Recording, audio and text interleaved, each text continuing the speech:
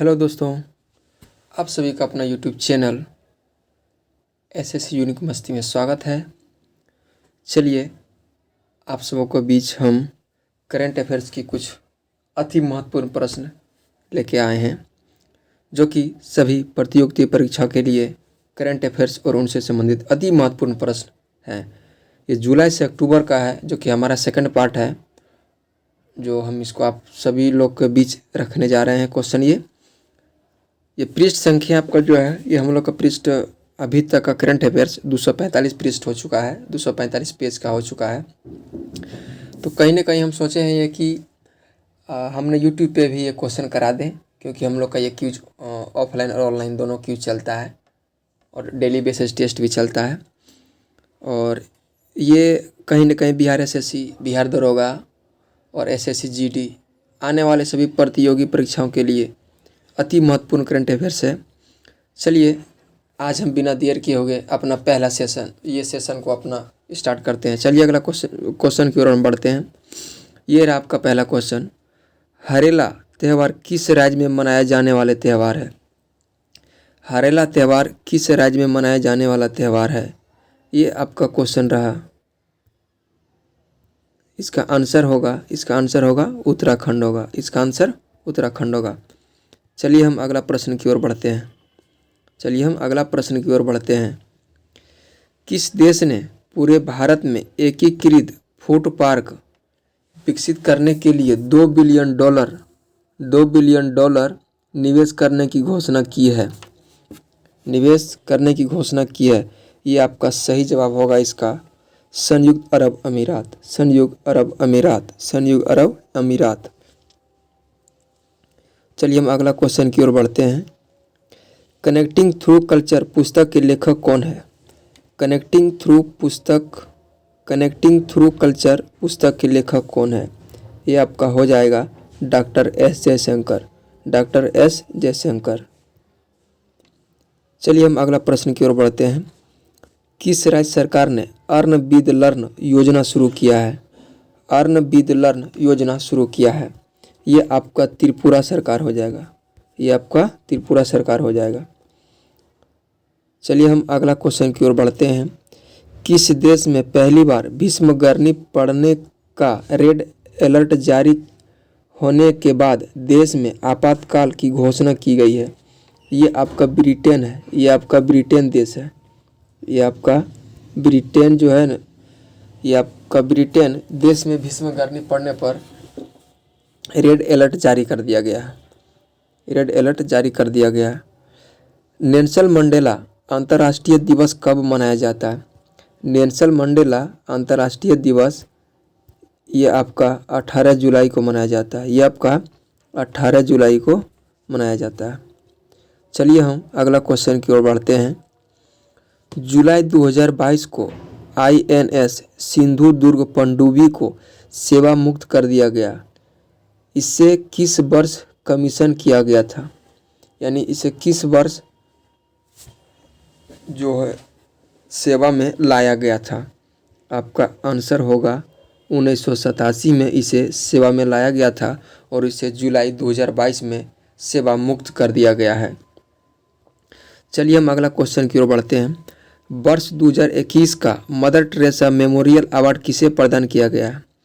वर्ष 2021 में mother Teresa memorial award किसे प्रदान किया गया है? ये आपका आंसर हो जाएगा दिया मिर्जा और अफरोज शाह को। चलिए अगला क्वेश्चन की ओर बढ़ते हैं। किस टीम ने ऑलराउंडर क्रिकेट बेन स्टोक्स ने वनडे क्रिकेट से संन्यास ले लिया है? ये क्रिकेटर किस देश से संबंधित है? आप लोग तो सबको बेन स्टोक्स के बारे में पढ़े ही होंगे और जानते ही होंगे। ये आपका इंग्लैंड का प्लेयर है। चलिए अगला क्वेश्चन है। ISSF विश्व कप में पुरुषों के स्कीट स्पर्धा में विश्व स्वर्ण पदक जीतने वाले पहले भारतीय निशानेबाज कौन बन गए? आपका आंसर होगा मेराज अहमद खान हो जाएगा। मेराज अहमद खान हो जाएगा। चलिए अगला क्वेश्चन ये रहा आपका, भारतीय क्रिकेट कंट्रोल बोर्ड के नए एथिक्स ऑफिसर और लोकपाल किसे बनाया गया है? एथिक्स ऑफिसर और लोकपाल किसे बनाया गया है? आपका सही जवाब होगा विनीत शरण को। विनीत शरण को बीसीसीआई का एथिक्स ऑफिसर और लोकपाल बनाया गया। अगला क्वेश्चन की ओर बढ़ते हैं, कौन सा बंदरगाह भारत का पहला 100% लैंडलॉर्ड बंदरगाह बन गया है? पर जवाहर नेहरू पोर्ट जो है आपका 100% पहला लैंडलॉर्ड बंदरगाह बन गया है। चलिए हम अगला क्वेश्चन की ओर बढ़ते हैं। ये रहा आपका अगला क्वेश्चन, भारत के पहले मानव वाहन ड्रोन का अनावरण किया गया जिसका नाम क्या है? जिसे उस मानव वाहन ड्रोन का नाम पूछ रहा है इस क्वेश्चन में, और नाम बताना है आपको। ये आपका वरुण है। अगला क्वेश्चन है, भारतीय नौसेना में स्वदेशी प्रौद्योगिकी के इस्तेमाल को बढ़ावा देने के उद्देश्य से किसे स्पिरिट चैलेंजेज का अनावरण किया गया है? किसे स्पिरिट देने के चैलेंजेस का अनावरण किया गया? ये नरेंद्र मोदी ने किया। ये बढ़ावा देने के लिए माननीय नरेंद्र मोदी ने किए। चलिए अगला क्वेश्चन की ओर हम बढ़ते हैं। जुलाई 2021 में किस देश के प्रधानमंत्री मारियो ड्रैगी को अपने पद से इस्तीफा दे दिया गया? ये आपका इटली का प्रधानमंत्री है मारियो ड्रैगी। ये आपका इटली का प्रधानमंत्री मारियो ड्रैगी है जो अपना पद से इस्तीफा दे दिया है। आपका अगला प्रश्न है, प्रधानमंत्री